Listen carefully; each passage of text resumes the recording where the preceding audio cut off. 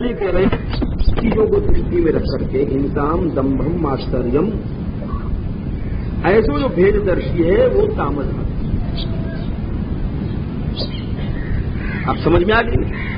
राजस भक्ति कहा है महाराज। राजस भक्ति जो हम विषय को चाहें, ऐश्वर्य चाहें, टका पूंजी पैसा सोना चाहें या भोग या की इच्छा मन में लेकर कर रहे हैं तो बोले हम राजस भक्ति या कितनों मेहनत कर रहे हैं। सात्विक भक्ति क्या है? जो कर्म के नाश के लिए कर रहे हैं सात्विक भक्ति।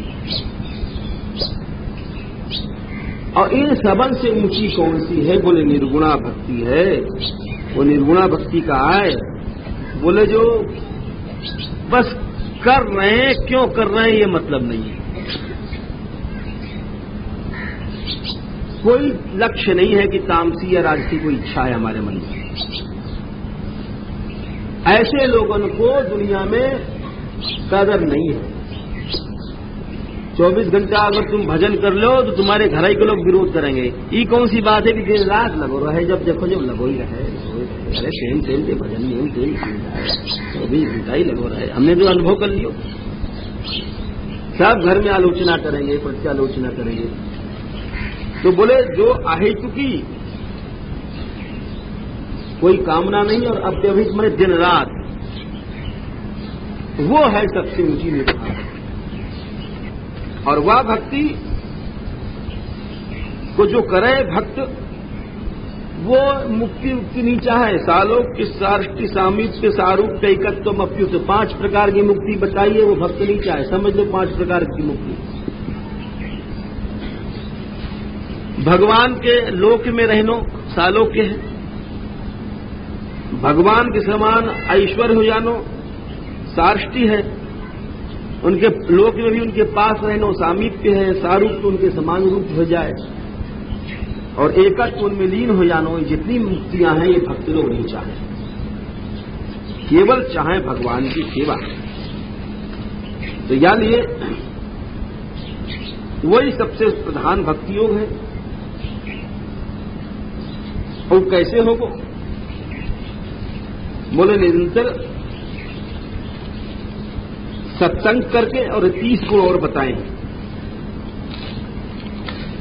मेरे दर्शन, महापुरुषों की सेवा, मैत्री, आर्जव वगैरह, ये सब बहुत से गुण बताएं आप। लेकिन एक बात और समझ लो, ये सब की समझने की ध्यान से, और बड़े महत्व की बात है। कपिल भगवान कह रहे हैं कि देखो बहुत से लोग बड़ी अर्चा करेंगे, पूजा करेंगे, घंटी हिलाएंगे कि भाई हम बड़े, हमारे यहां भगवान है, सेवा कर रहे हैं।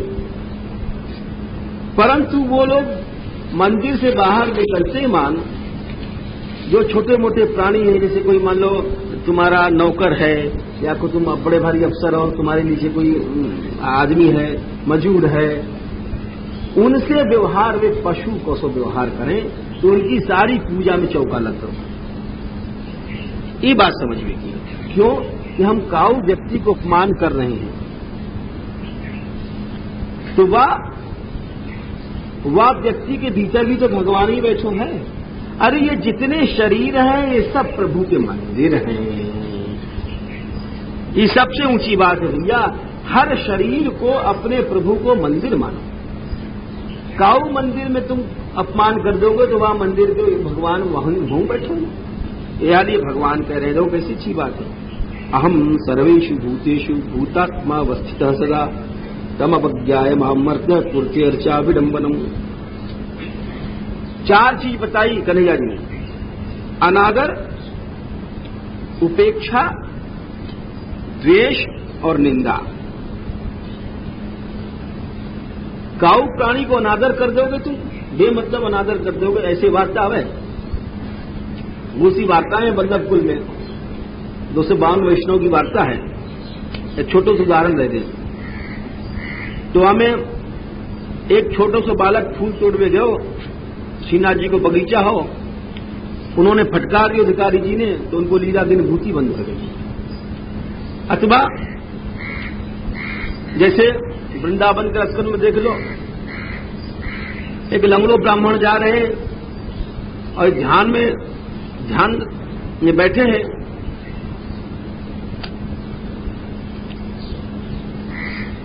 जी गोस्वामी जी, और वो लीला देख रहे कि श्याम सुंदर फूल तोड़ रहे हैं। प्रिया जी कह रही है, प्यारे ये फूल हमको डार झुकाओ जरा, हम तोड़ रहे हैं। तो डार श्री जी ने उनके झुकाए पर कुछ और जोर से डार झुकाई और श्याम सुंदर ने डार छोड़ दिया, तो पकड़े पकड़े ऊपर उठ गई श्री जी। तो लीला देख के हंस रहे थे, और वह ब्राह्मण ने समझी कि हम लगने हैं, तो हम उन पे हंस रहे हैं। कोई दुख मान लियो तो दुख के कारण कोई लीला अनुभूति बंद हो गई। तो ऐसे भक्तमाल में बहुत से उदाहरण हैं।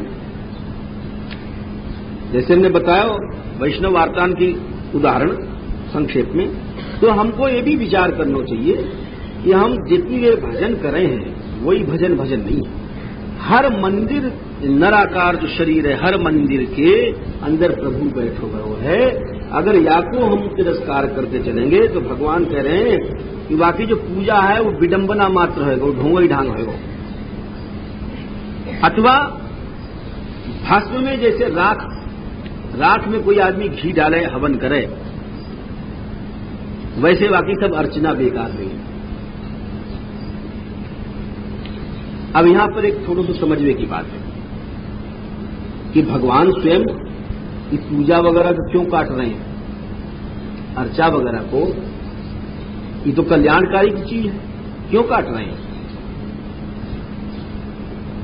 जैसे कबीरदास जी ने बहुत सी बातें लिखी हैं, माला फेरत जुग गया गया न मन का फेर, और कर का मन का डार दे मन का फेर। तो ये भगवान है या महापुरुष लोग हैं ऐसी बात क्यों लिख रहे हैं?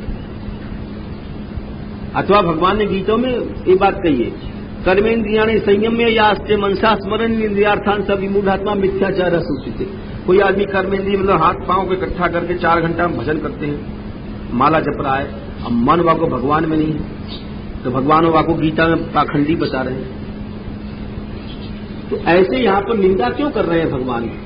पूजा की, सेवा की।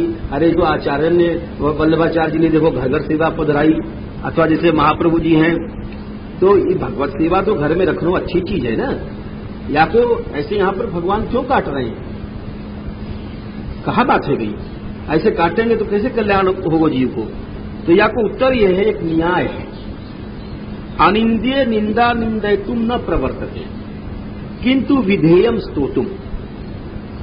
न्याय को अर्थ यह है कि अनिंद्य, जो चीज निंदा के योग्य नहीं है, अनिंद्य है, फिर भी उस अनिंद्य वस्तु में अनिंद्य निंदा निंदयतुम न प्रवर्तते। अनिंद्य की निंदा जो है निंदा के लिए नहीं की जाती, किंतु विधेयम स्तोतुम, कोई और आगे वाली बात मंजिल बता देगी। आई समझ में? जैसे समझ लो कि पिता ने अपने लड़का से कही, अरे छोरा तू आगे पास चलोगे, 50 रुपया की नौकरी कर रहे हो ससुर, तेरे भाग टूट गए, वहां जा, वहां बातें हम कही आए, वहां 250 की नौकरी मिलेगी। तो 50 रुपया की निंदा क्यों की गई? 250 रुपये वाली की प्राप्ति के लिए निंदा करें। और या तो मतलब थोड़ी कि पैसा पैदा करना बुरा, अरे पैदा हुआ भाव ये कि पैदा करो लेकिन ज्यादा पैदा करो। 50 जो है वो छोटी चीज है, 250 बड़ी चीज है। वायदे प्रभु कह रहे हैं कि देखो तुम भजन करते हो, भस्मन्य जुहोति, यज्ञ तो कर रहे हो, तुम्हारी क्रिया तो ठीक है, लेकिन उसके साथ साथ जैसे निम्बारकाचार्य जी लिख रहे हैं, विरोधिनो रूपम अथापि गेयम, दशश्लोकी में लिखे हुए है कि विरोधी तत्व को भी निम्बार्क भगवान कहेंगे जरूर जानना चाहिए। नहीं जानोगे तो फिर जो है तुम पानी भरते जा रहे हो और घड़ा में है छेद, अरे छेद ही बंद करके भरो और छेद के बराबर बहसो जा रहे हो, तो फायदा का?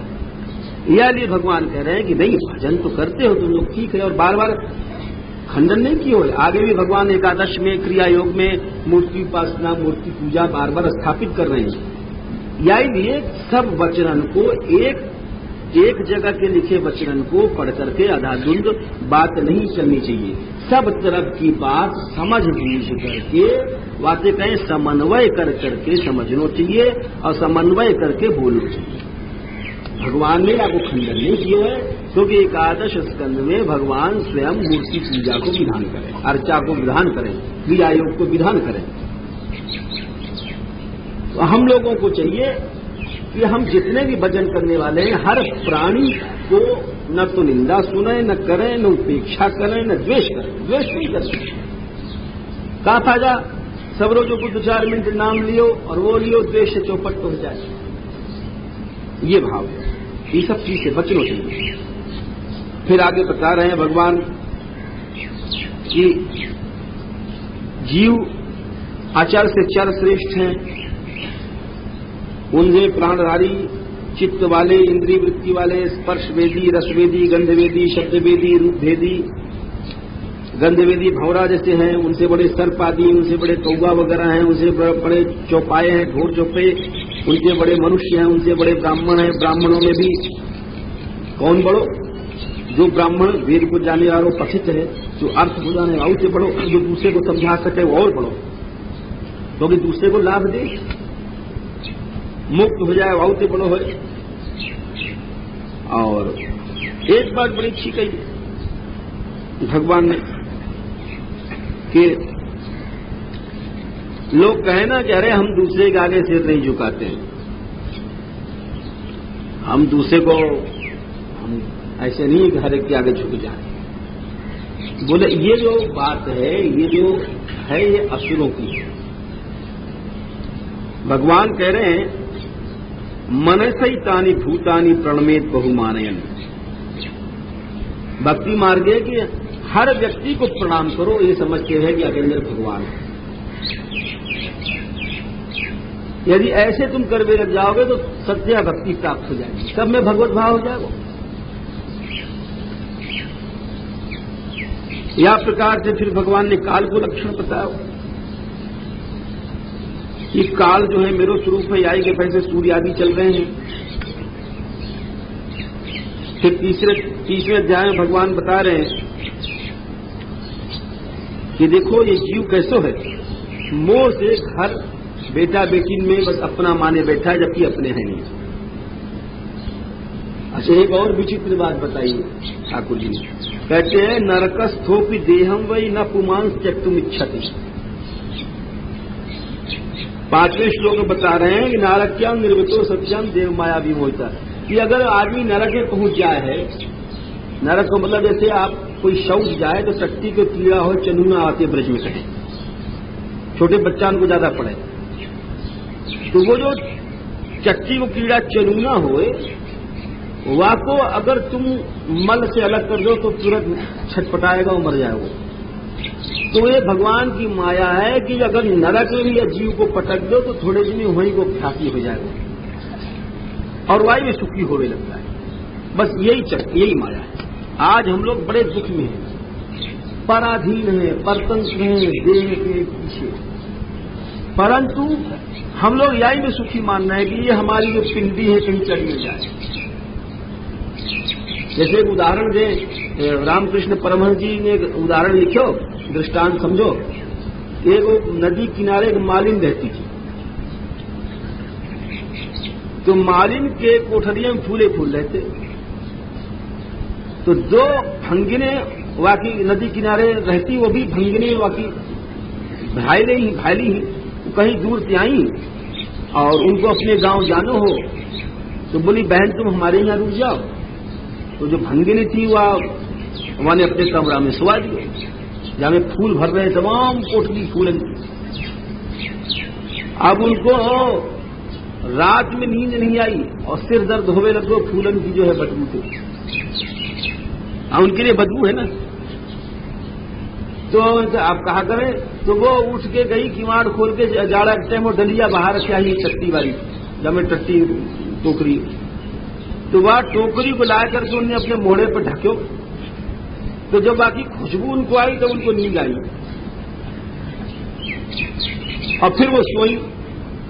तो सवेरे मालिन गई, जगावे उन्हें कि इतनी देर रह गई अभी बहन उठी नहीं, तो देखेगा कि उनके माथे पर जो है वो टट्टी वाली डलिया था रखो।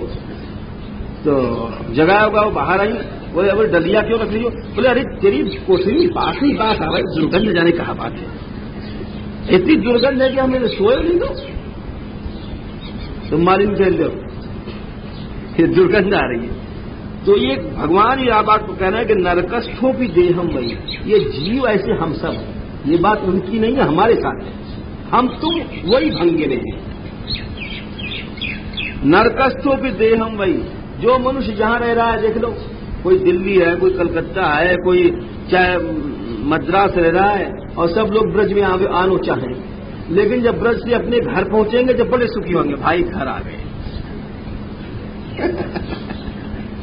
आराम से कमरे में पहुंच गया, चलो आ गए। तो कहेंगे भाई ब्रज में रहना चाहिए और ब्रज ही हमारो घर है, लेकिन जाते अपने घर में पहुंचेंगे, नरकस्थो की देहम वही अपमान क्षति, बोले नरक में पड़े हैं परंतु वाको छोड़ना नहीं चाहे, चिल्ला रहे ब्रज में मरेंगे, ब्रज में जिएंगे, ब्रज की धूरी में मरेंगे, लेकिन वो नरक ही प्यारी लगेगी, छोड़ नहीं सकता। ये माया है। नरकस्थो भी देहम वही न पुमान त्यक्तुम इच्छति, बोले बात बनाता है लेकिन छोड़ना नहीं चाहता है, बात ही बात बनाएगा। बड़ी गजल कव्वाली हर एक आदमी गाता है, सवैया कवित्व, लेकिन न पुमान त्यक्तुम इच्छति, बोले क्यों? नारक्याम निर्वृतौ सत्याम, वो अपनी नारकीता में बहुत ही मस्त है, बोले क्यों? देव माया ही याई को नाम तो माया है, याई को नाम माया है। हम एक बार बैठे थे, हमारे पूज्य बाबा जी से हमने पढ़े लिखे बाबा प्रियाशंकर महाराज, तो हमारे सामने घटना है कि आगरे को व्यक्ति आयो और वानी कही कि महाराज हम ब्रजवास करना चाहते, हर कहीं तो रोवे लग गए, जब कही भाई बड़ो भावुक है। फिर बाबा ने कही कि तो तुम वहाँ कहा करो आगरे में, बोले हमारो मकान है साहब, और कहा करें मकान यहाँ ब्रज वृंदावन में हो तो हम वृंदावन वास कर लेते, और वहाँ वाई किराए थे हमारे गुजर हो रही है। बोले मकान कितने को होगा? बोले साहब 50,000 को होगा, बड़ो आदमी होगा, बहुत पुरानी बात है। तो बोले वहाँ को अगर बेच के यहाँ मकान खरीद लो, तो बोले बाबा 35,000 बिक रहा, 15-20 हजार को नुकसान है, तो है मर भड़ूगा ऐसे बोले मर भड़ूगा, तो 15,000-20 हजार में लग रहा है, तो ब्रजवास का अरे 20,000 को नुकसान से अमूल्य वस्तु ब्रज तो मिल रही है भाई, बेच ले। 20-25,000 को नुकसान थी, सूखी रोटी दाल रोटी खाने वाले बोझ बेच करके बाबा ने कही मूर्ख तेरी आसक्ति है मकान में, तो आसक्ति की चीज लाए कि तू ब्रज में रख दे तो सोचा करो ब्रजवास हो जाए। अरे एक मालूम मकान है तुम्हारा 2 लाख का, वह 1.5 लाख में बेचो, वो जमीन तुम संपत्ति यहां बना लो तो तुम्हें अपने आप ब्रजवास हो जाएगा, लेकिन ये क्यों नहीं कर सके? बोले भगवान कह रहे नरकस्थोपि देहम वही नपुमान त्यक्तुम इच्छति नारक्याम निर्वृतौ सत्याम देव माया विमोहिता, बोले देव माया से वाय तो नरक अच्छो लग रहा हो, भंगीन की टोकरी वाय तो फूल में दुर्गंध ही आ गई, वहां के लिए ब्रजभूमि नहीं है। बोले क्यों? बोले अरे मूढ़, जब घर में जाए तो आक्षिप्त आत्मा इंद्रिय स्त्री नाम, स्त्री हस्ती भी आवेगी और देखते ही प्रसन्न हो जाए। एक महात्मा है कांति चंद जी महाराज है, बड़े हमसे प्यार करते हैं, तो उनको नाम तुम्हें याद नहीं, बोले उनके कोई मित्र है वेशकार है, बुढ़ापे में ब्याह की उन्होंने, तो वो हमसे हंसी की बात भी करते थे। बोले हम लोग उनके पास जाते, बोले आपने क्यों बुढ़ापे में ब्याह किया? बोले भाई जब हम छठे मान दफ्तर से आवे हैं और ऊपर से जब वो छम करती किवाड़ खोले तो उतने में हमारी सभी थकान दूर हो जाए, दर्शन मात्र नहीं। तो वही कह रहे हैं कि आक्षिप्त आत्मा इंद्रिय स्त्री नाम, वो स्त्री के और शिशु नाम बच्चन के बातें मोहित भयो और बच्चों को खावे, और ऐसे ही बड़ो लंबो वर्णन करके लिखो है, धीरे धीरे बुढ़ो हो जाए और खाट पे पड़ो सोचते ही कि अब ये करूंगा वो करूंगा, अब वहीं जहां पर वहीं पहुंच गए और जमदूत आए और बाकी शरीर को बांध के बोले चल अब तेरे को हम ले चले, तू तो न विरक्त हो पाया और कुछ छोड़ पायो, अब हम तो छोड़ा। अंत ही तो है तजेंगे पामर, तू न तजे अब ही ते ममता, तू न गई मेरे मन से। ये जीव नहीं छोड़ेगा, जब जमदूत आ गया छुड़ाएंगे जब ही छोड़ेगा। गोसाई जी कह रहे हैं कि अरे पहले छोड़ देता तो प्रभु की शरण में जाता। बोले पहले कैसे छोड़े, जब तक डांट भी लीचड़ नहीं पड़ेंगे, जूता नहीं पड़ेंगे जमदूत के। बोले जमदूत आएंगे, ले गए भाई पकड़ करके 99,000 योजन मार्ग 3 मुहूर्त में खींच के ले जाके वहां नरक में जला रहे हैं। वहां के शरीर वाई के मांस काट काट के खवा रहे हैं। यातना शरीर, देखो समझ लो, यातना शरीर अलग हुए, ये शरीर वहां नहीं जाए। 84 लाख जैसे योनियां हैं, इनमें सब अलग अलग शरीर है। वैसे नरक में यातना देह मिले। नरकन को बड़ो वर्णन है, बहुत कष्ट मिले वहां पर। बोले क्यों? भूतद्रोहेण यज्ञम, हर आदमी द्रोह से शरीर को पाल रहा है। द्रोह कैसे? हम पड़ोसी हैं, लड़ रहे हैं, वाके पास एक हाथ जमीन ज्यादा है, वासे जल रहे हैं, अरे ज्यादा कम क्या, तुम भी छोड़ के चले जाओगे, वो भी छोड़ के चले जाएगा। भजन करो सीधे सीधे। वाको इतनो मिल रहे हो या इतनी आमदनी, ये सब भूत द्रोह है। अंधता में इसको जीव प्राप्त हो जाए। आगे बतावे, फिर नरक भोग के आवे और पिता के द्वारा स्त्री के गर्भ में जाए अपनी मां के। 1 रात में घोरुआ बने कलल, 5 रात में बुलबुलो बन जाए, 10 रात में बैर की तरह, फिर अंडाकार बन जाए, 1 महीना में वहां के सिर बन जाए, 2 महीना में भुजा वगैरह बन जाए, और 3 महीना में वहां के नाखून, लोम और अस्थि, चर्म, स्त्रीलिंग जो पुल्लिंग है ये बन जाए भीतर। 4ठे महीना में वहां को 7 धातु बन जाए और क्षुत्कीट पैदा होने लग जाए। 6ठवें महीना में वे वो मैया के पेट में घूमने लग जाए। वो गर्भिणी को पता पड़ जाए कि हाँ ये समय बालक है, और वहां वह कीड़े खा रहे हैं। क्यों डोले? तड़प तो रहे। गर्भिणी के पेट में फिर भी कीड़े खा रहे हैं और पीठ गर्भासन ऐसी मूड झुकी रही नीचे की ओर।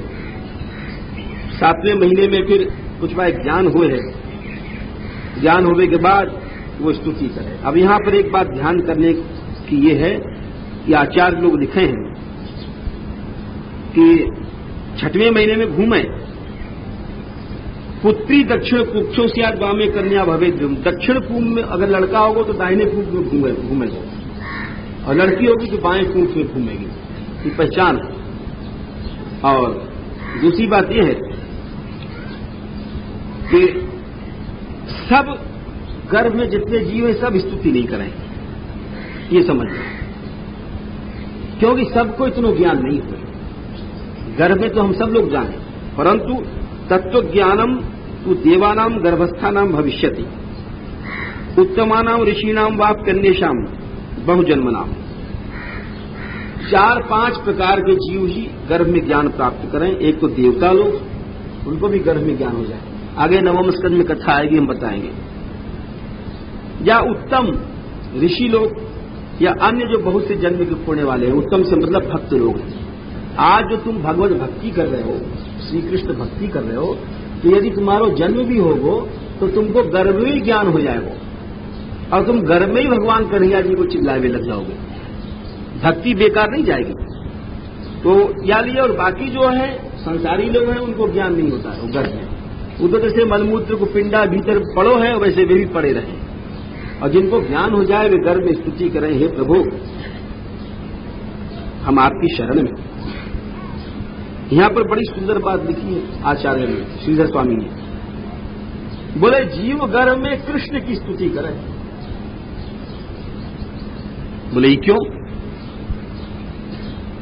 वास्तविक ज्ञान वाको हो जाए, कृष्ण की स्तुति क्यों करे? बोले कृष्ण सबसे समीप में है मनुष्य के। बोले कैसे? देखो श्लोक देखो, तस्योपसन्नम अवितुम, 12वां श्लोक है। जगदिच्छयात् नाना तनोर्भुवि चलत चरणारविंदम। नंगे पांव कृष्ण अवतार में ही प्रभु दौड़े ब्रज में। चलत चरणारविंदम को अर्थ लिखो है, सब ने लिखो है, श्रीधर स्वामी ने लिखो है, सब ने लिखो है। अरे कृष्ण मैं तेरी शरण में। बोले क्यों? बोले जाते बड़ो दयालु कौन है? अहो बकीयम स्तन काल कूटम, सुन चुके हो। या लिए श्री कृष्ण की स्तुति करे है। हम जल रहे प्रभु तुम्हारी शरण में हैं, प्रकृति पुरुष से आप परे हो, आपकी वंदना करें। और फिर कहेंगी युक्त्या कया महद अनुग्रह मंत्रेण, बिना महापुरुष की कृपा महात्माओं के संग किए जीव भगवान को नहीं पा सके। जाओ संतों के पास, जो भगवत भक्त हैं। संत से मतलब नहीं कि जैसे हम लोग कपड़ा पहन लें, जो वस्तुतः भगवत भक्त हैं उनके चरणों में नाक रगड़ो, पार चले जाओ। गावे तो गोपी संतन के संग लाग रे, तेरी अच्छी बनेगी। संतन के संग हारी विचरत है, अरे ज्यों बछरा गऊ लाग रे, तेरी अच्छी बनेगी। बड़ी अच्छी उपमा गोपी लोग गावे, संतन के संग लाग रे। युक्त्या कया महद अनुग्रह मंत्रेण, महापुरुषों कृपा के बिना कैसे होगा। जाओ उनके पास, संतों के पास। हम आपको भजन करें। देखो प्रभु, हम या शरीर में दूसरे के शरीर में पड़े हैं, पास में अग्नि जल रही है। बिण मूत्र कु गर्भ क्या है, ये टट्टी का मूत्र को कुआ है। जैसे पुराने जमाने में टट्टी घर होते, अब तो फ्लश लैट्रिन चल गई, तो एक अंधकूप बना देते, हवा में जन्म भर टट्टी फिरते चले जाओ, वो कभी गड्ढा भरो नहीं कराओ। ऐसे वो गर्भकूप है। हर प्राणी जो गर्भकूप में पड़ो है वही टट्टी के कूप में पड़ो है। ऐसे कुआ जो कभी भरे नहीं। हम गिन रहे हैं कब निकाले जाएंगे 10वें महीने में। और आपने जो ज्ञान दियो है प्रभु, या को ऋण हम कहां चुका सकते हैं। स्वेनैव, क्या बढ़िया बात है जीव। स्वेनैव तुष्यतु कृतेन सदीननाथ, को नाम तत्प्रतिविनांजलिमस्य कुर्यात्। हम तो यही कहें कि आपने जो कृपा करी, या कृपा से, ये कृपा ही आपको बदला है, यानी कृपा से ही आप संतुष्ट हो जाओ। हम तो सिवाय हाथ जोड़ने को और कहा कर सकते।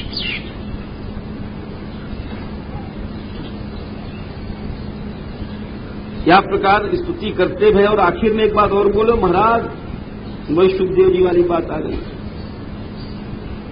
कि कितनों भी हमको यहाँ कष्ट है इस टट्टी घर में, लेकिन अब हमको यहाँ से बाहर मत निकालो। ये बड़ी विचित्र बात कह रहे हो। सोहम वसन अपनी विभो बहुत दुख वासन, गर्भा न निर्जिगमिशे और बहिरंधकूपे। बोले महाराज, या गर्भ ही पड़ो रहने दो। बोले क्यों? बोले बाहर तो और ज्यादा अंधेरों है, वाते ही टट्टी घर के ऊपर। क्यों? या टट्टी घर में हम पड़े पड़े या में आसक्त तो नहीं हो रहे हैं, या टट्टी घर में बड़ो फायदा है, या में हम आसक्त तो नहीं हो रहे हैं। और बाहर बाल लड्डू पूड़ी कचौड़ी, मामा मामी चाचा चाची बहू जी साली जी, बोले ये इतनी आसक्ति की जगहेंगे, बाहर से इतनी रस्ती है कि आगे छूटो नहीं सके। वो यहाँ तो हम पड़े पड़े सोच रहे हैं छूट जाए। हे प्रभु जय जय प्रभु, जय श्याम सुंदर, जय श्याम सुंदर कर रहे हैं, और बाहर श्याम सुंदर को छोड़ करके कहेंगे जय जय बेटा, जय जय बहू, जय जय बेटा, जय जय बहू। तो प्रभु हमको ही पड़ा रहने दो, न निर्जिगमिशे। मैं अवश्य विकलता को छोड़ करके अपना उद्धार करूंगा, जाते हमको फिर से ये दुख न मिले। मां में भविष्य उपसादिन विष्णुपाद, विष्णु श्याम सुंदर के चरण, जगह जगह भगवान को विष्णु भी नाम। विष्णु रीतम च ब्रजवधू रीतम च विष्णु, रासलीला विष्णु के मतलब श्याम सुंदर। विष्णु और वीरियाणी संतना आचार्य लिखें, ये कृष्ण चरित्र पूछो है तो वहां केवल विष्णु के चरित्र बताओ, तो मतलब हम श्याम सुंदर के चरणारविंद उनको प्राप्त कर लेंगे। ऐसे जब विचार कर रहे हो तो हवा जब तो सूती की युवाने वाले फेंक दियो बाहर, बाहर आगे गिर पड़ो, निकल गए गर्भ से, जन्म घेरो, गिरो मलमूत्र में। क्योंकि वो जब गर्भ में से बालक निकले तो वहां के साथ तमाम अबाल बवाल भी निकले, गंदगी भी। और जैसे टट्टी में कोई कीड़ा रहेंगे वैसे वहां वाइस में रेंग भी लग जाए, जोरूयती, और बहुत रोए, जोर से रोवे लगते हो, क्या बोले क्यों? तो गते ज्ञाने विपरीतम गतिम गता, और ज्ञानवान तो गुम है गो। जो भीतर ज्ञान हो भगवान की माया है, वो ज्ञान तो है गो गुम, और विपरीत गति को प्राप्त हो, और बड़े कष्ट से पालन हुए। बच्चा रो रहा होगा कि कान में दर्द है, और मैया समझ ली भूखो है, तो वाह बोबो दे रही जबरदस्ती, अब वाचे का कान को दर्द तो छो जाए, वो और ज्यादा निपट रहे हो, बदहजमी की शक्ति कर दो, और वो लाड़ के मारे और पिला रही है। तो जो दूसरे के अभिप्राय को नहीं जाने, ऐसे आपको पोषण क्यों जाए? कष्ट, बहुत कष्ट, शैशव, पौगंड, थोड़े दिन के लिए जवानी आवे, वाई में आदमी मस्त हो जाए, और सब समय बुढ़ापा कष्ट को बीते हैं, और शैशव पौगंड के कष्ट से बीते हैं।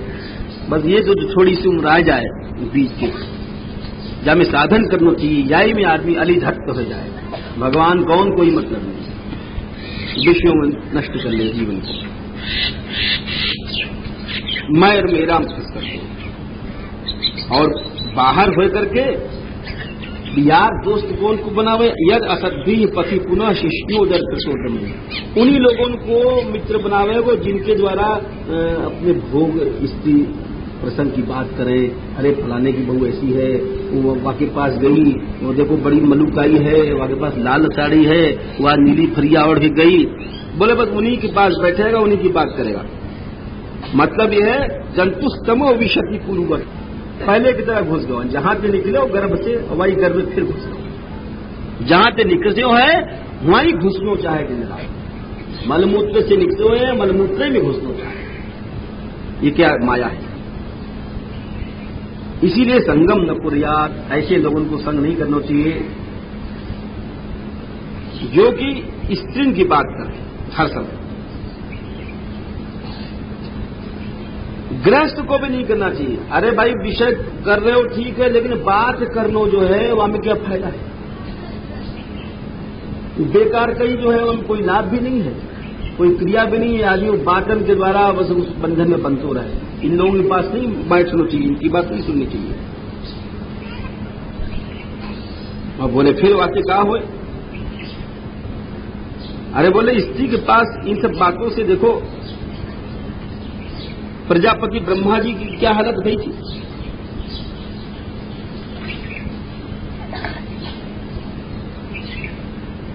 देखो मेरी माया को, स्त्री माया को भी बड़े बड़े चक्रवर्ती सम्राट को भी पांव के नीचे रखती है।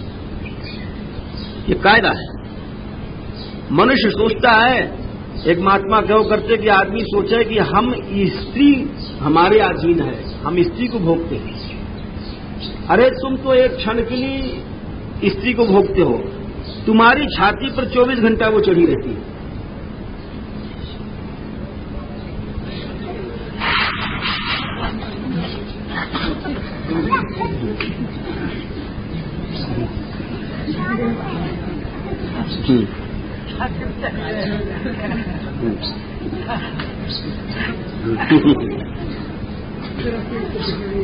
जय श्री राधे जय नंद नंदन, जय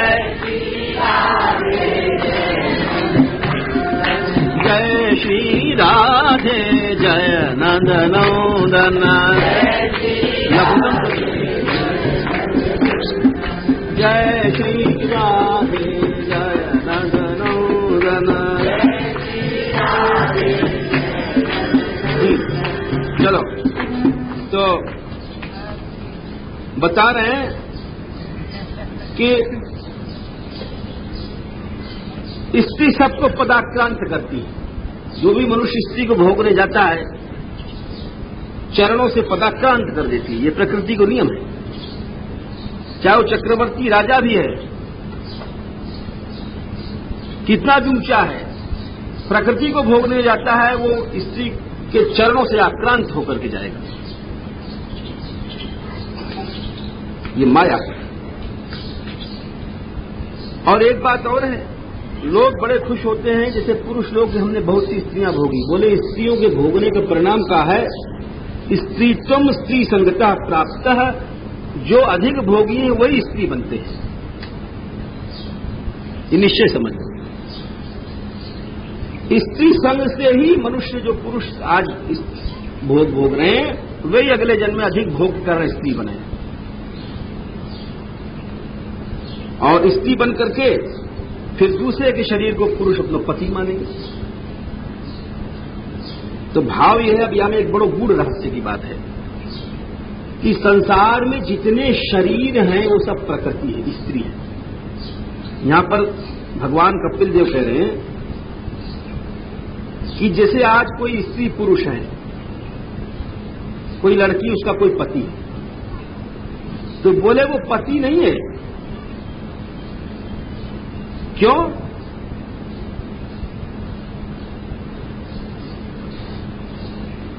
याम मन्यते पति मोहान मन मायाम ऋषभायती, मेरी माया है वो प्रकृति है, उसको वो पति मान रखा है उसने। यानी जो पति का शरीर है वो माया है। या को मतलब ये भयो कि पति तो वास्तव में श्री कृष्ण पुरुष, जो पुरुष है वही पति है। यानी जो पंचम स्कंद में आगे दशम में सब जगह आवेगो कि जो गोपिन ने या जो लोग कृष्ण को पति माने वही सच्चा उनको ज्ञान है। या संसार में जितने भी पति हैं इनके शरीर हैं, जैसे वैदिक धर्म सती धर्म बनाया गया कि तुम्हारा पति ही भगवान है, ये सब धर्म या लिए अप्राकृत नहीं माने गए। गोपिन जन ने अपने पति क्यों छोड़ दिए? क्योंकि जो वैष्णव धर्म अप्राकृत भगवत धर्म है, बाकी आगे सब धर्म त्याज्य हो जाए। तजो कंस ब्रज बनितन भय मुद मंगलकारी। तो यहां पर भगवान कह रहे हैं कि मन मायाम ऋषभायती, मेरी माया ही है ऋषभायती, मन पति के रूप का आचरण कर रही है, लेकिन है वो माया, पति नहीं है। पति तो भगवान है। यहां यही बात तो सिद्ध हो जाए कि संसार में पति तो कोई नहीं है, पति तो केवल परमात्मा है। पति का जो शरीर है वो पति नहीं है, क्यों? वो भगवान की माया है। ये भगवान कह रहे हैं, मैं नहीं कह रहा हूं। मन मायाम ऋषभायती, मेरी माया पति की तरह का आचरण कर रही है नहीं पति।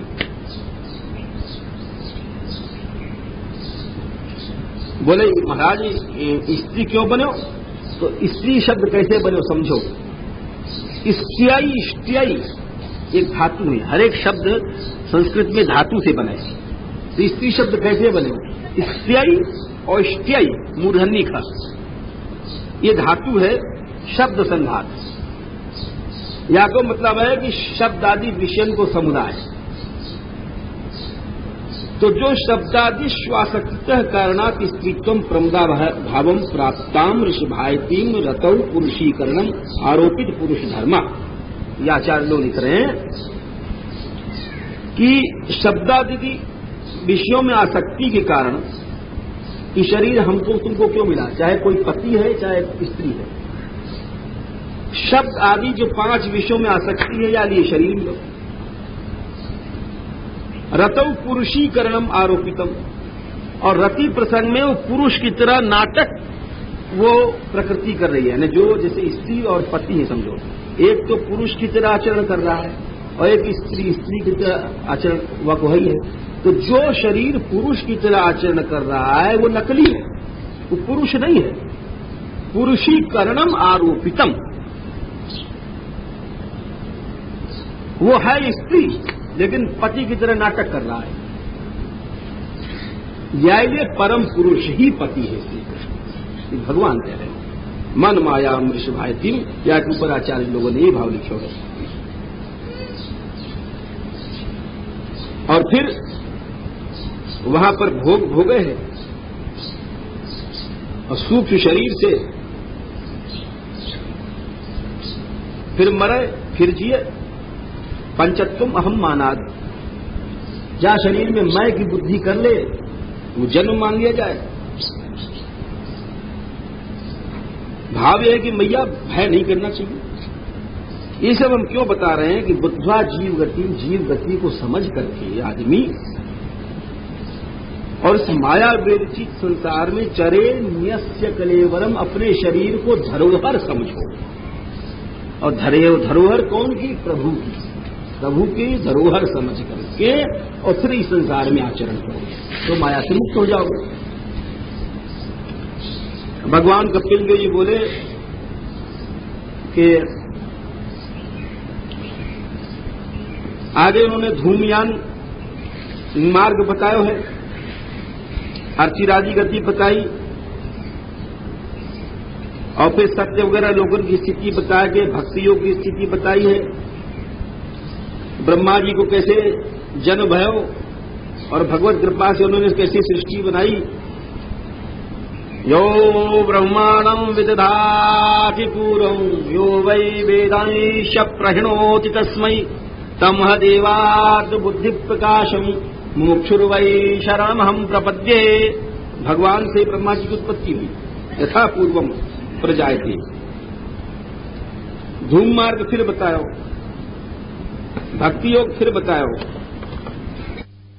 दुष्ट तो बंदर की तरह होए, बंदर देखकर तो घोंसला बना लो तुम ही खा जाएगा। न मद भक्त दुष्याम, जो भक्तन से द्वेष करें उनको भी मत बताइयो। कपिल जी की वाणी को सुनकर के देवहूति मैया ने स्तुति करी है,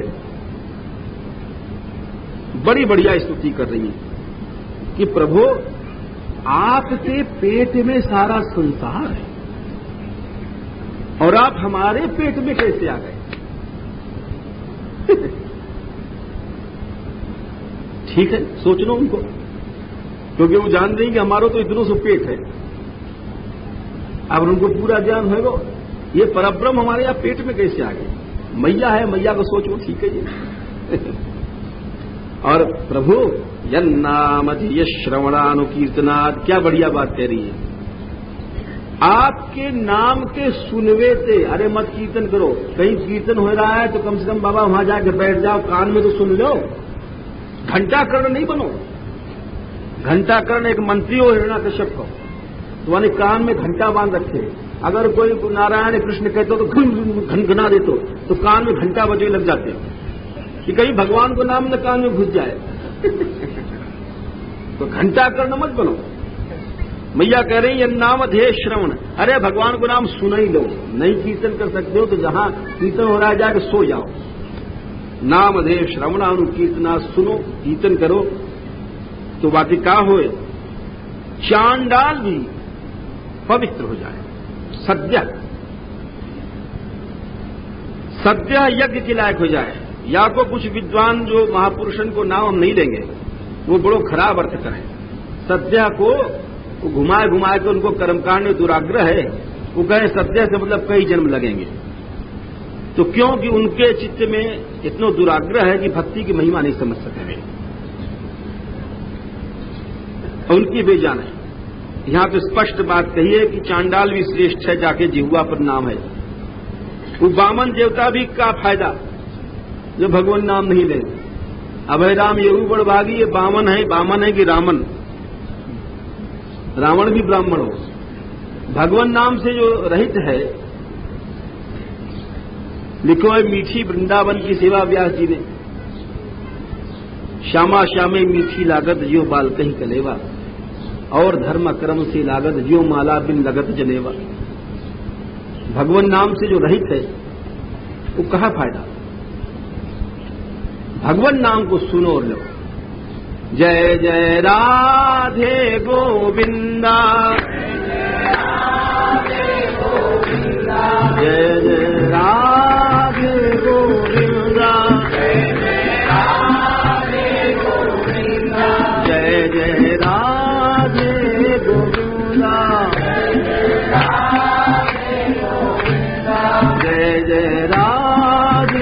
गोविंदा। तो कह रहे हैं कि हे प्रभु, जाके जिह्वा पर नाम है, वाने सब तपस्या कर लियो, सब वेद सब पढ़ लियो, हम आपको प्रणाम करें। भगवान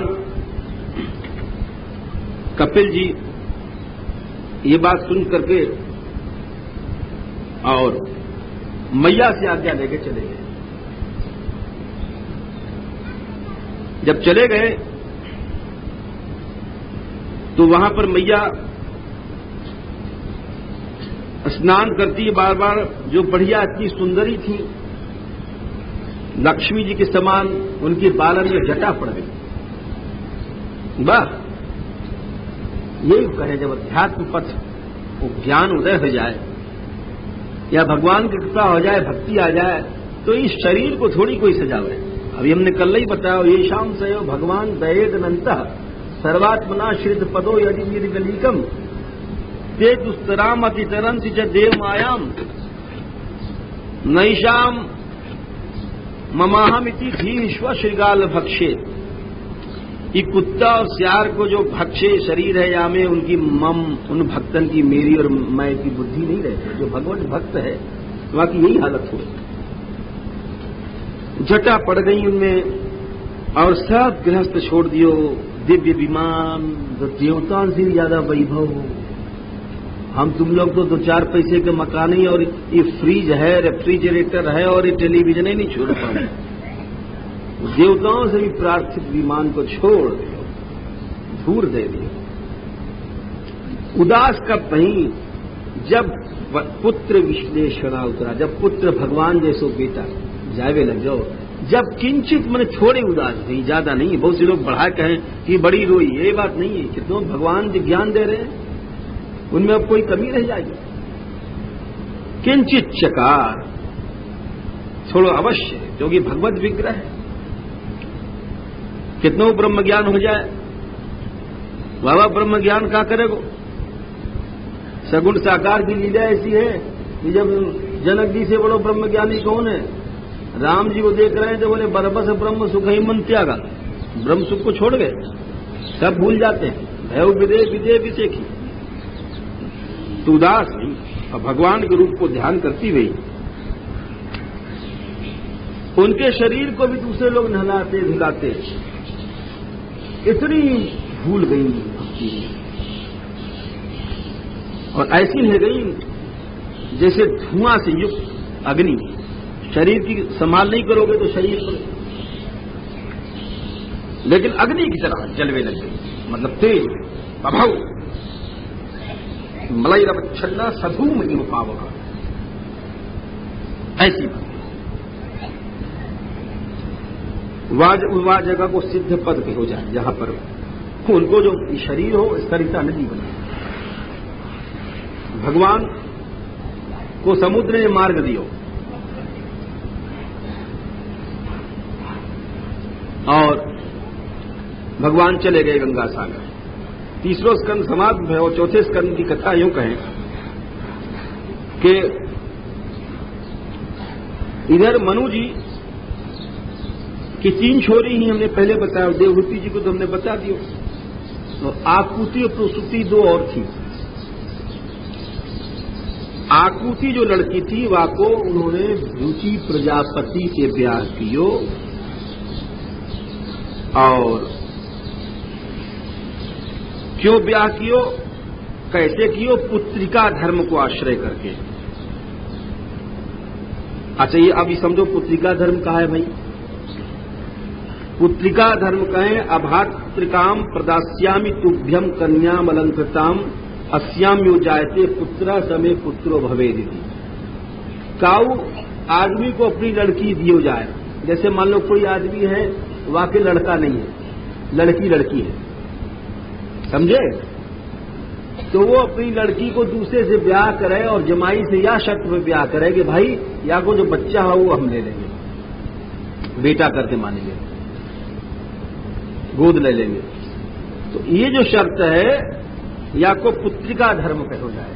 अगर बेटा नहीं हुए तो अपनी बेटी को ब्याह काऊ से करके वाको जो बेटा बने वाको बना लो तो पुत्र मानो जाए।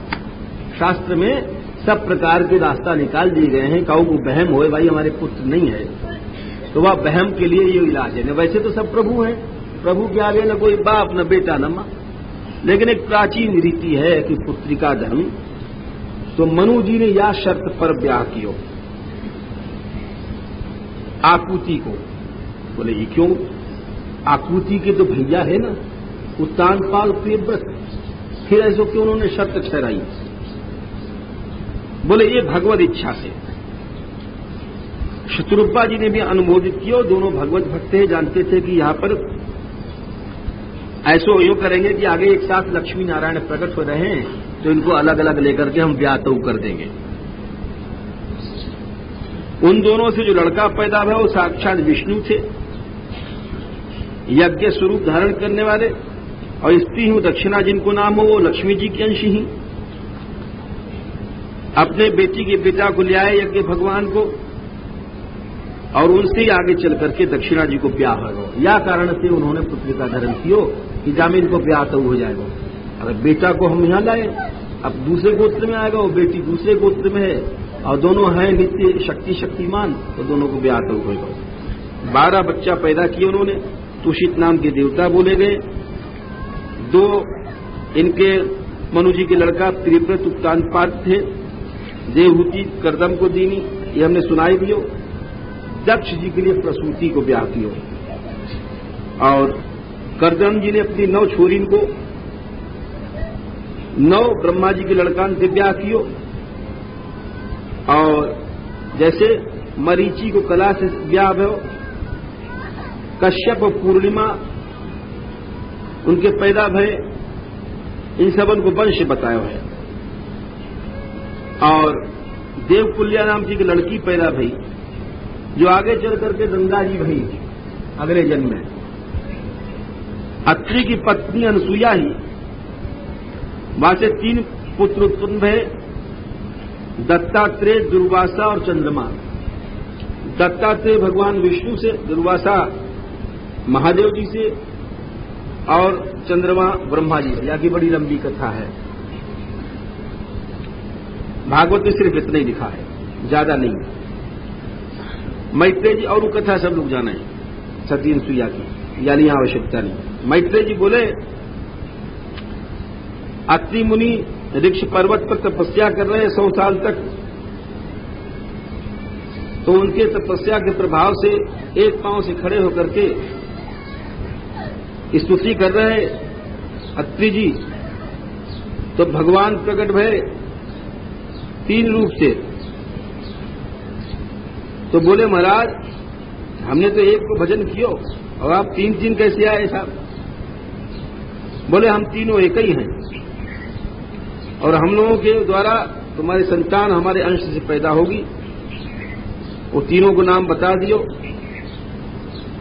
अंगिरा जी की श्रद्धा पत्नी थी, 4 लड़की पैदा भई, सुनी वाली, कुहूराका, अनुमति। या प्रकार से पुलस्त जी के भी वंश में हविर्भू नाम की पत्नी में अगस्त जी पैदा किए, जो अगले जन्म में दहराग्नि भय। विश्रवा जी पैदा किए, और उनके कुबेर जी लड़का भय इटपीडा नाम की स्त्री से, और दूसरी स्त्री में रावण कुंभकर्ण वगैरह पैदा भय। यानी ये कुबेर और ये रावण वगैरह भैया भैया लगते हैं। कुलह जी के भी कर्म श्रेष्ठ बरीना आदि लड़का भय। क्रतु जी के भी वंश वर्णन किए, वशिष्ठ जी का वर्णन किए।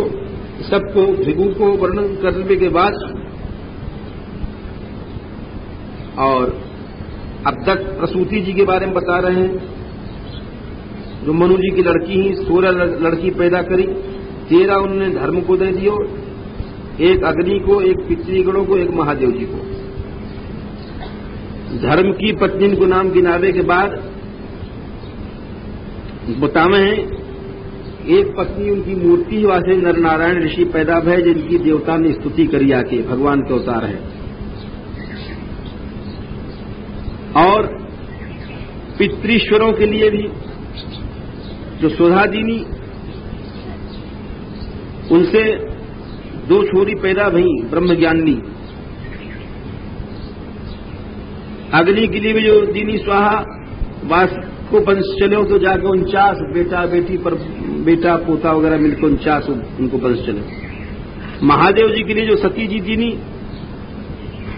उनको कोई संतान नहीं भई, क्योंकि उन्होंने अपने शरीर छोड़ दियो पिता और पति के द्वेष के कारण। अब यहां पर विदुर जी पूछे, महाराज महादेव जी से द्वेष क्यों कियो दक्ष ने? ये तो ठीक नहीं है। मैत्रेय जी बोले कि भाई बात है कि पहले यज्ञ हो रहो। अब देखो ये कथा बड़ी अच्छी, यहां से बड़ी शिक्षा मिले। शिक्षा यह है कि आम तौर से लोग ये जाने कि जैसे पराई स्त्री भोगनो पाप है या पराया पैसा चोरी करना ही पाप है। द्वेष कितनो बड़ो पाप है या बात को लोग नहीं समझे। ये जो पजर रोग है, हम तुमको देख के कुड़ रहे हैं, जर रहे हैं, ये कितनो बड़ो पाप है या की कथा को समझो द्वेष से। तो दक्ष जी एक बार यज्ञ में आए तो बड़े तेजस्वी थे। उनको देख करके सब लोग खड़े हो गए। केवल ब्रह्मा जी और महादेव जी बैठे रहे। तो उन्हें देखो कि महादेव जी बैठे हुए हैं तो टेढ़ो टेढ़े देखने लगे और रसिया गए और बहुत सी ऊटपटांग बात बकवे लग गए। अरे ये बड़ो निर्लज्ज हैं और हमने अपनी छोरी दी, तुम तो छोटे भय शिष्य जैसे भय, और हमारी मृग के समान नेत्र वाली लड़की को और या बंदर के समान नेत्र वाले ने, ऐसे बहुत सी बात जो समझ लो ऊटपटांग कहते रहे। और बहुत सी बात, प्रेत श्मशान में रहे, ये है वो है, ये समझ लो। हम लोग तुम लोगों को नहीं सुनना चाहिए। अब महादेव जी की बहुत सी बात बकते रहे। तो महादेव जी अपना शांत रहे। फिर उस शाप देने के लिए चले और शाप दे दियो कि या कोई यज्ञ में भाग नहीं मिले महादेव जी को। सब लोग रोकते रहे, परंतु फिर भी महादेव जी शांत बैठे। ईश्वर है, उनके लिए मान भी बराबर है, अपमान भी बराबर है। ये तो हम तुम लोग हैं कि हम लोग तुम लोगों की वृत्ति वैसी है कि जैसे कुत्ता है, वह को एक डंडा दिखाओ तो झट वह दूर भागेगा और फिर थोड़ी देर में टूक दिखाएगा तो पूछ हिलावे खुश हो जाएगा। ऐसे हम लोग जरा से मान में खुश हो जाएंगे। भाई आगे घर गए, बड़ी खाते हैं, झट पूछ हिलावे लग गए। तो ऐसे ही सब छोटे लोग हैं, थोड़े मान में और अपमान में नाराज और खुश होते रहे। वो जो ईश्वर है उनको कहा है, वो गाली दे दी तो शांत बैठे रहे अपना। महादेव बाबा हजारों लोटा ढारे जाओ आप कहा सर, और शाप दे दियो तो वो आराम से बैठे रहे। लेकिन नंदीश्वर को बड़ो गुस्सा है। बोले देखो जो भगवान है इनसे द्रोह कर रहे हो, ये तत्व से विमुख हो जाए। और ये जो दक्ष है या कि बोक की तरह गाली दे रहे हो महादेव जी को ना, जैसे बोक बोले मैं बोले, ऐसे ही जो या पकड़ाई की तरह मुक्त हो जाए। और जितने ही ब्राह्मण हैं समर्थन करे जा रहे कि कितना पढ़ लेंगे लेकिन ब्राह्मण बाबा याचक ही रहेंगे, लाओ दक्षिणा, शाप दे दिए। हाँ वे ब्राह्मण याचक नहीं है जो वास्तव में शाप का वो प्रभाव जिन पर नहीं है, जो भगवत भक्त है। उन ब्राह्मण का तो कोई ठिकाना नहीं किया इसका। वे साक्षात एक तो ब्राह्मण और दूसरे भक्त, उनके तेज को कोई नहीं पा सके। बाकी तो सब याचक बन गए। इधर बदले में भृगु जी ने शाप दियो, अरे तुम महादेव जी के जितने अनुगामी हो सब पवित्रता उचिता कुछ नहीं, जाओ तुम पाखंड पथ को चले जाओ। तमाम पाखंड पथ चल रहे हैं, सिद्धि विद्धि वाले वाम मार्ग शाप दे दिए। तब ये सब झगड़ा होने लगे टूटने में, तब भगवान महादेव जी वहां से निकल के चले गए। फिर भी कछु नहीं बोले। किंचित विमना इवसान होगा। एक विचित्र बात है यहां पर, भगवान थोड़े से उदास में। बोले थोड़े से क्यों भाई, या तो ज्यादा होते या बिल्कुल न होते। ये बीच क्यों का काम कर दिया उन्होंने। बिल्कुल उदास न हो तो आदमी समझ जाए पूर्ण ज्ञानी है, या उदास एकदम हो जाए तो सोचती जाए भाई करुणा के कारण कुछ भय रहे या आसक्त है। ये किंचित क्यों लिखे तो आचार्य लोग लिखे कि भाई वस्तुतः पूर्ण नाशो न भगवद अनुगृहीता नाम। थोड़े से बह कि दक्ष को पूर्ण नाश तो होएगा नहीं, क्यों भगवान कृपा करेंगे, लेकिन थोड़ी देर के लिए तो यहाँ पे कष्ट आ ही गए या कारण से। और ये सब झगड़े की झोपड़ी कहां भाई, प्रयागराज में यज्ञ हो रहा है, गंगा जमुना जहां मिले हैं, वहां ये सब लड़ाई झगड़ा हुआ। देश बढ़ तो गया और इधर दक्ष को बड़ा अधिकार, दक्ष जब पावा प्रजापति बन को जो है अधिपति बना दियो, तब उन्होंने वाजपेयी के द्वारा बृहस्पति सब को आरंभ कियो, बड़ो भारी यज्ञ सब लोग जावे लग गए। और विमान से जाते हुए देख करके सती जी बोली भगवान से, महादेव जी से, कि तुम्हारे जो ससुर हैं देखो उनको बड़ो यज्ञ चल रहा है, हे महादेव जी महाराज हमारी वहां बहन आएंगी। हमने बताया नहीं 16 बहनें थी, एक ये है 15 और हैं, तो बहनन को बहन के मिलवे बड़ो मन करे, पीहर में जाएंगे तो बहन मिलेंगी। तो और फिर वाके अलावा हमारी मौसी आवेंगी, उनकी मौसी भाई सब प्रसूति देवहूति या पुती, और मौसी की छोरियां आवेंगी, वो बहन नहीं। तो सब कुनबा आवेगो, और तो पीहर में सबको देखो करे। और हमारी जितनी बहनें आवेंगी उनके घर वाले जी जाएंगे सब, मोमबत्ती सकेगी, तो जीजान को भी तो वहां समझा जी रहे। अब वहां जाऊंगी तो परिवार हम अरे तुम वहां पर बड़ी साड़ी वाड़ी विदाई मिले, माँ छोरी जाए जब माँ बाप तो फिर वह सब चीज दे ना, तो वहां बहुत से माल मिठाल मिलेगा, लाऊंगी। तो अब ऐसे सब हे महाराज हम अपने जन्मभूमि देखना चाहें। और अरे अपने तिहार में तो अनाहुता अप्यभियंती, बिना बुलाए भी जानो चाहिए। भर्तु गुरु देकृत पिता माता घर में बुलावे थे, क्या मतलब उनको भरे मत बुलाओ। अपने आप सब बात बता रही है, महादेव जी को सब समझा रही है ज्ञान की बात। तो तिहार में तो अपने आप जानो चाहिए, बुलावे थे क्या मतलब। शरीर उनने बनाया, मैया बाप उनने कैसे कोई भूल जाए। और आप तो बड़े करुणा बड़े दयालु हो, आप तो ऐसे जब उन्हें बहुत समझाओ तो महादेव जी को याद हो गई बात कि ये कह रही है, लेकिन वस्तुतः तो वे लोग द्वेष रखे, मजानो ठीक नहीं है। बोली हे देवी तुमने बात तो बहुत अच्छी कही, परंतु चाहे वे माता पिता हैं कोई भी, यदि अनुत्पादित दोष दृष्टि, वो लोग दोष दृष्टि रखें तो वह जगह नहीं जाती, क्योंकि दोष दृष्टि के कारण तुम जाओगी। दोष दृष्टि क्यों, हमारे कारण दोष तुम्हें रखेंगे,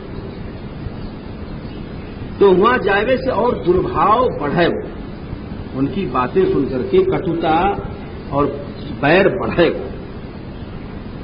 एक बात महादेव जी बड़ी अच्छी कह रहे हैं, विद्या तपो वित्त वपुर वयः कुलय।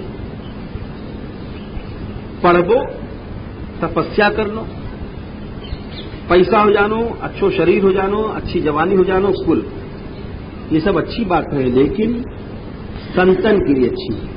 दुष्ट अगर विद्या पढ़ ले वो तो दूसरे को परेशान करेगा, या विद्या के द्वारा अनेक वासनाओं की पूर्ति करेगा।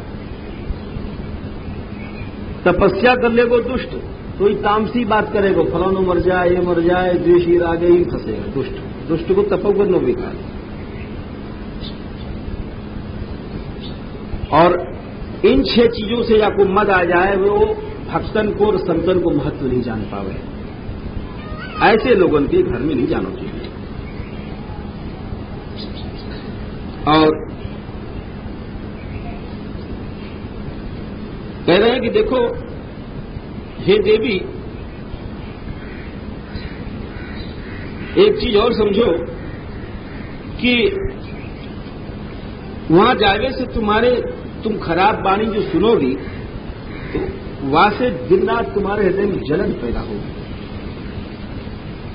और तुम अपने पीहर में सम्मान को नहीं प्राप्त करोगे। बोले क्यों, बोले दुष्ट लोगन को स्वभाव हुए है कि वे द्वेष करें। क्यों द्वेष करें? पुरुष बुद्धि साक्षीराम, जो भगवत भक्त है उनके पास स्वतः वैभव आवे। देखो कोई भी संत होए वाके पास वैभव हो तो द्वेष नहीं करना चाहिए। बहुत से लोग बुराई करें, हमारे पास फलाने मंडलेश्वर, ये बड़े बड़े आदमी को नाम लेकर के वाके इतने बड़े आश्रम हैं, ये है वो है।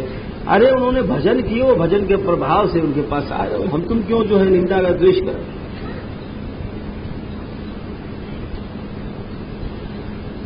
अब प्रश्न होए कि भाई देवी जी सोच रहे कि महाराज आप जो हमारे ससुर को दंडौत कर देते तो क्यों झगड़ा बढ़तो? तो यहां पर महादेव जी कह रहे हैं सत्वम विशुद्धम वसुदेव शब्दितम। ये विशुद्ध सत्व जो है अंतःकरण, यही वसुदेव है। यह श्लोक को बड़ा महत्व है, या कि अलग अलग अर्थ की हैं आचार्य ने। यदि ते तत्व पुमान पावृता सत्वे च तस्मिन् भगवान वासुदेवो यथोक्षतो में मनसा विधीयते। पहले अर्थ मामूली से समझ लो कि देखो जो विशुद्ध सत्व है अंतःकरण, ये याई को वसुदेव कहे गए। जहां पर ये भगवान निरावरण रूप से रहें, वायु अंतःकरण में हम भगवान वासुदेव को नमस्कार करें। हम केवल कृष्ण को नमस्कार करें हैं, जो भगवान वासुदेव महादेव जी बोल रहे हैं। अब यहां पर ये वसुदेव शुद्ध अंतःकरण को वसुदेव बताया। वसुदेव शुद्ध अंतःकरण तो बोले कि ये कैसे? अंतःकरण में भगवान, अंतःकरण को भगवान बताया गो। बोले क्यों बताया गो? एक तो वामे भगवान रहे या कारण से स्पष्ट लिखो यदि तत्र पुमान पाप। जैसे उदाहरण के देख लियो, तुम्हारो कोई मित्र है, मान लो रामचंद्र है चाकू नाम, और बाहर के लोग आए, भरे भाई हम रामचंद्र को घर कौन है भाई? अरे भाई बता देंगे, ऐसे नहीं बताएंगे, वो आपके सामने नहीं बताएंगे, नहीं चिढ़ेगा। और दूर से जा रहे हैं और फिर देखो यही है रामचंद्र, मतलब यही में रामचंद्र रहे। लोग कहना ना देखो हम श्री जी जा रहे हैं, श्री जी जा रहे हैं, ये बात तो गलत है। श्री जी के मंदिर जा रहे हैं, कहना चाहिए। लेकिन सब लोग क्या कहेंगे? श्री कहां जा रहे हो भैया? श्री जी जा रहे हैं। कहां जा रहे हो? बिहारी जी जा रहे हैं। अरे बिहारी जी के मंदिर में कहो जा रहे हैं?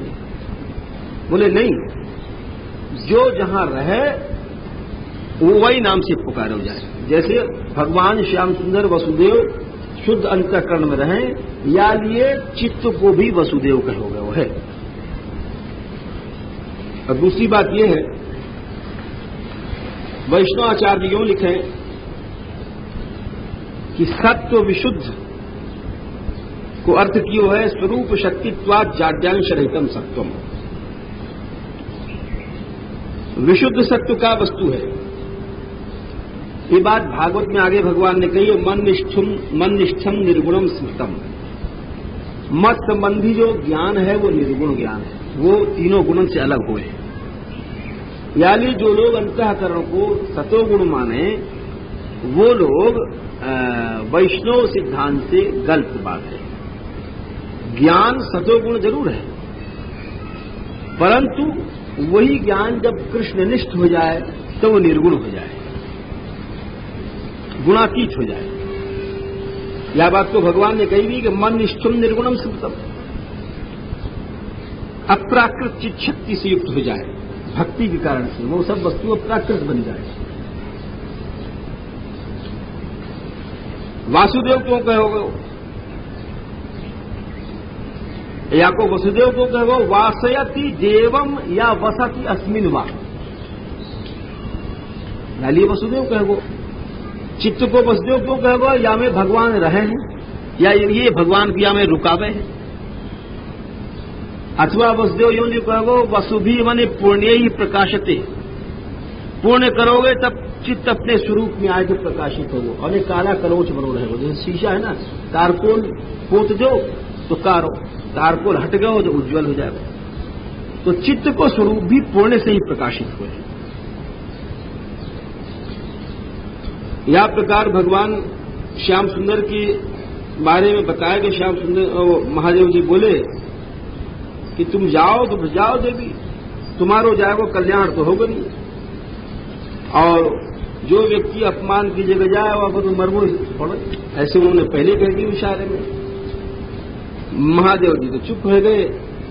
इधर देवी जी की लीला जो आगे ऐसी है कि उनको बड़ो गुस्सा आयो, क्योंकि सुहृद दीक्षा प्रतिघात दुर्मना, महादेव जी ने पीहर देखने की इच्छा रोक दियो, इसलिए बड़े उदास बहीन। और स्त्री के पास बहुत बड़ी तो सबसे बड़ी यही है कि रोवे लग जाएंगे। नारी चरित कर ढारे आंसू स्नेहाद रुदत अश्रु कलाती बिहुला, ये रोनो नहीं चाहिए। सच्ची प्रीति जो है फिर रोवे वालों तो रोते ही रहे, रोवे लग गई और रोए भी नहीं है और इससे आगे देखो नहीं है, एक आंख की आंसू भी एक आंख की पुष्टा भी है, और ऐसे देख रही है इससे आगे मानो प्रत्यक्ष क्षति जला देंगे महादेव बाबा को। आखिर में मोह की लीला जीती और स्त्रैण विमूढ़ थी। कहते हैं कि श्रीधर स्वामी जी तो लिखा है कि यहाँ स्त्री स्वभाव की लीला है रही भाई, हमें कोई बात नहीं। वहां से उनकी बुद्धि मोहित होकर दिखा रही, अपने घर को चली गई। और दूसरी बात यह है, वैष्णव आचार्य लोग अर्थ करें स्त्रैण कौन, माया अथवा जीव, वो जो मोहित हो जाएं जा देवी में, ऐसी देवी हैं, लीला कर रही यहां पर। वो पिता के घर चली गई, उनके पीछे पीछे महादेव जी के सब परिकर वाले गए सहस्रों।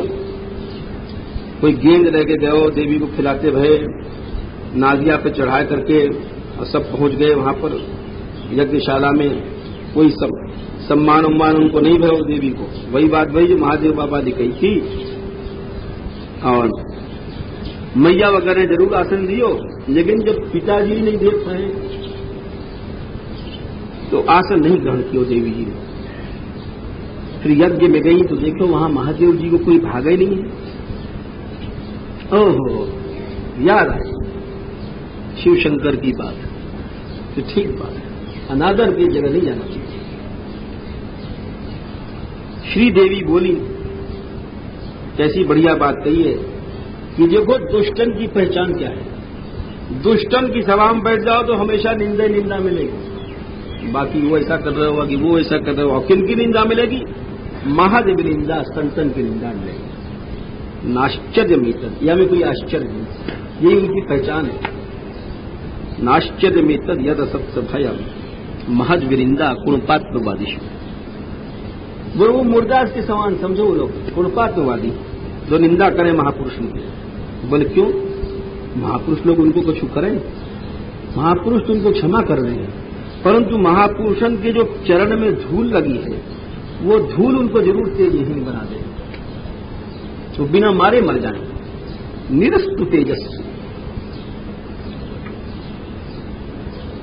या लिए देखो शिव जी की महिमा बता रही है कि जहां पर संत शंभु श्रीपति अपवादा, जहां पर निंदा सुने भगवान के भक्तों की, भगवान की, शिव की, जीभ काट ले शक्ति हो तो, और नहीं काटे तो उठ के चल दे। बेकार के लिए अपनी तेज नष्ट क्यों करे?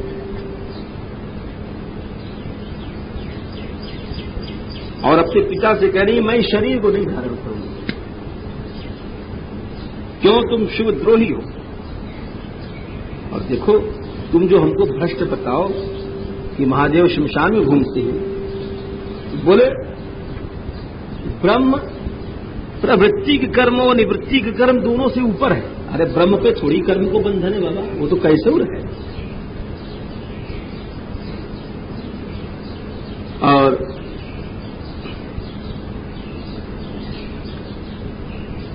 देवी बोली नैते न देहे न, अरे अब इस शरीर को मैं नहीं धारण करूंगी। भगवान के अपराधी हो तुम, पूजन वाला शरीर। अब यहां पर तज्जन्म धिगियो महकाम, उस जन्म को धिक्कार है जिस जन्म में महापुरुषों की निंदा भी है, संतों की निंदा भी है। यहां पर वैष्णव आचार्य लोग एक बड़ी अच्छी बात लिखी, तो वैष्णव तो सब जगह भगवान को देखें, उनके हृदय में ये शिव विष्णु के भेद वाली बात नहीं, सब जगह प्रभु को देखें। ये तो पीछे पीछे हम जैसे मूर्खन ने राग द्वेष फैलाया हुआ है। लिखा है वैष्णव आचार्य लोग चक्रवर्ती बाबा कि देखो ये कौन है, सती जी, पहले ही समझ लो, जो शरीर छोड़ रही है। लिखा है कि स्वसामर्थ्यात् ब्रह्मांड कोटिरपि हंतुम शक्नुवन्त्यपि। ये अगर ये वही देवी हैं कि एक बार अगर देख दे तो करोड़ों ब्रह्मांड जो है जल जाएंगे। दक्ष बेचारे की क्या चलाएंगे वो देवी। परंतु अपने शरीर को क्यों छोड़ देंगे कि यदि मैं जला दूंगी तो या से महादेव जी की निंदा होगी और महादेव जी भी दुखी होंगे, उनकी इच्छा नहीं, और महादेव जी की बदनामी होगी। अपने पति के पीछे अपने बाप ही मार गई, दुनिया क्या कहती, या ले चलो मैं या शरीर को छोड़ दूं, महादेव जी का यश कलंकित नहीं करें। ऐसे कहकर के मैत्रेय जी कह रहे हैं, उत्तर दिशा की ओर करके शांतवाणी से अपने मुख को और आंख बंद करके और धीरे धीरे चारों नाटक सबरों ने वैसे कियो,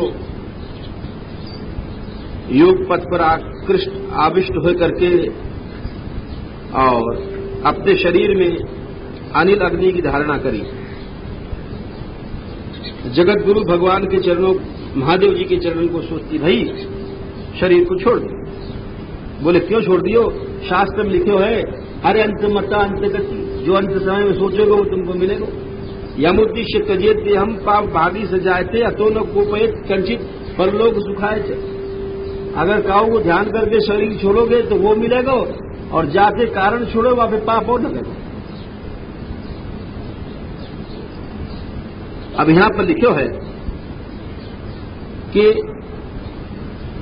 सती जी को शरीर प्रजट ज्वाल अग्निमय प्रकाशित होकर के अग्नि रूप बन गए।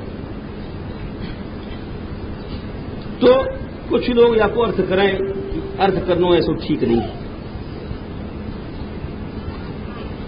और कुछ लोग दूसरी कथा सुनावे। यहां स्कंद पुराण में केदार खंड में कथा है कि वो सती जी के शरीर को कंधे पर रखकर शिव जी चले हैं जब भगवान विष्णु ने चक्र से खंड खंड किए। तो बात यह है कि ये सब जो लीला है कल्प भेद से सब सही है, और सब नाटक जितनों भी हुए हैं वो ये मात्र लीला है। उनको शरीर छोड़वो, उनको प्राप्त करवो, एकमात्र लीला है। हम लोग उनके तरह, जैसे हम लोग मानवीय बुद्धि से जन्म मृत्यु सोचें, वो वहां पर ईश्वर में नहीं सोचना चाहिए। बस थोड़े में उत्तर यही है। हम लोग तो कर्म के बंधन से ग्रसित होकर के भोग रहे हैं, और लोग स्वेच्छा से लीला करें।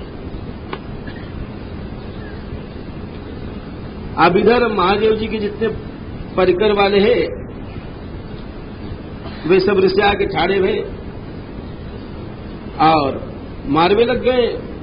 उनको देख करके भृगु जी ने ऋभु नाम के देवता प्रकट किए, जो गणवड़ से भगा दिए गए।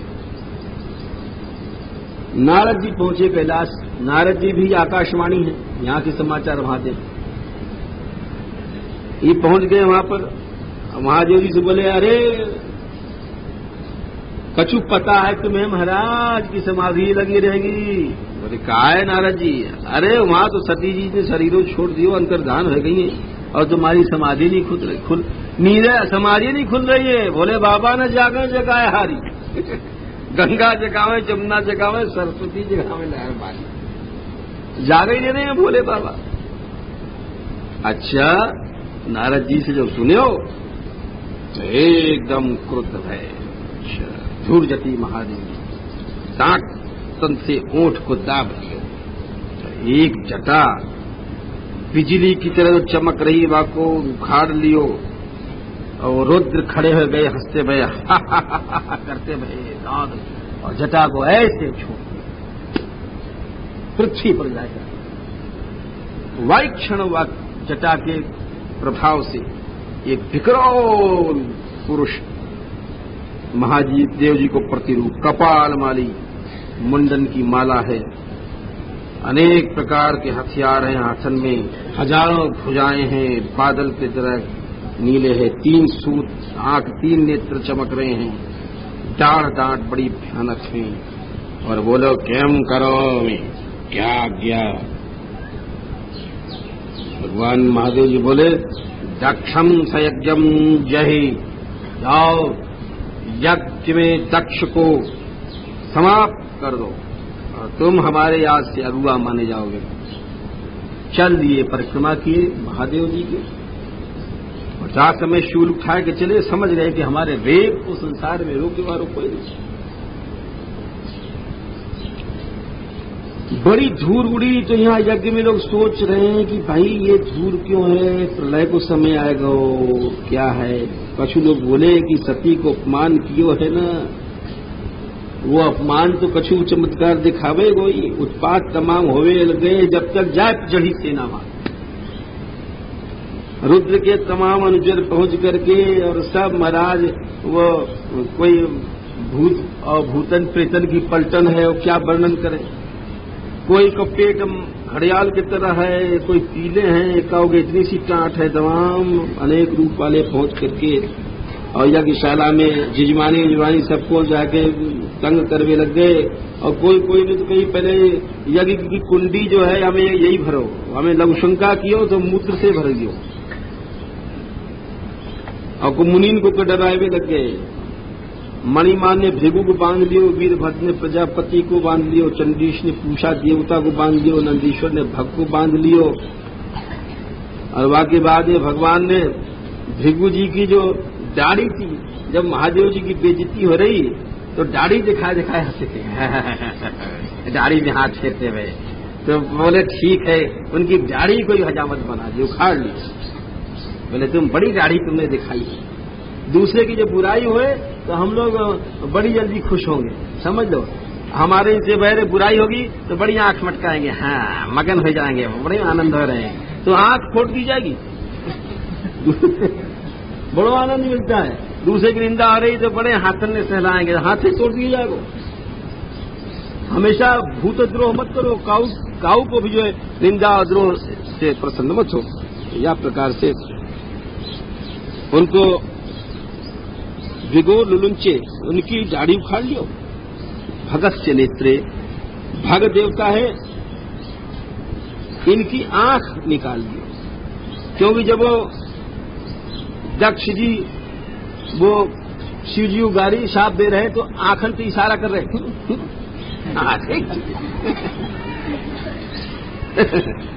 बोले हाँ तुमने बड़ी आंख मटकाई ही, आज चलो, उनकी आंखन ने निकाल ली। अब पूषा जी थे, एक देवता है भी है, जब गाड़ी दी जा रही महादेव जी को दांतन निकाल के हंस रहे, हम आनंद आया तो वह सूरज जो है उनके दांतन में झरा दी उठाया करके, बोले तुम बड़े दांत दिखाए, देखो बताओ। और आखिर में दक्ष जी को पकड़ करके पटक दी और तमाम हथियार सिर काटने लग गए, लेकिन उनको सिर कटे नहीं। तो देखो द्वेष को ये फल हो, कितने तेजस्वी थे सूर्य के समान। तो भाई यज्ञ को जो पशु हुए वह को यज्ञ की विधि से मारो जाए, तो गला घोंट घोंट कर कंठ निष्पीडना आदि के द्वारा बुरी तरह से उनको जो है श्रीधर स्वामी लिखे और चक्रवर्ती जी लिखा है कि गला नहीं घोटे, पकड़ के तोड़ दियो, हथियार से तो मर नहीं सके, स्त्रोटनम लिखो है। तो है गो दक्ष समाप्त। इधर जितने देवगण हैं वो हार हूर के भाग भूग गए सब और ब्रह्मा जी के पास पहुंचे। बोले पितामह, बोले कहा है भाई? अरे महाराज देखो हाथ चूक रहे हैं, कहोगे नाक कट रही है, कहोगे जैसे कान कट गए, कहोगे उंगली कट गई है। बोले वाह यज्ञ में नारायण और भगवान ब्रह्मा जी नहीं गए थे। एक अच्छी बात बताई यहां पर कि अगर तेजस्वी पुरुष कोई तुमको सतावे, अपराध भी करे, तो वहां से बदला मत लीजिए।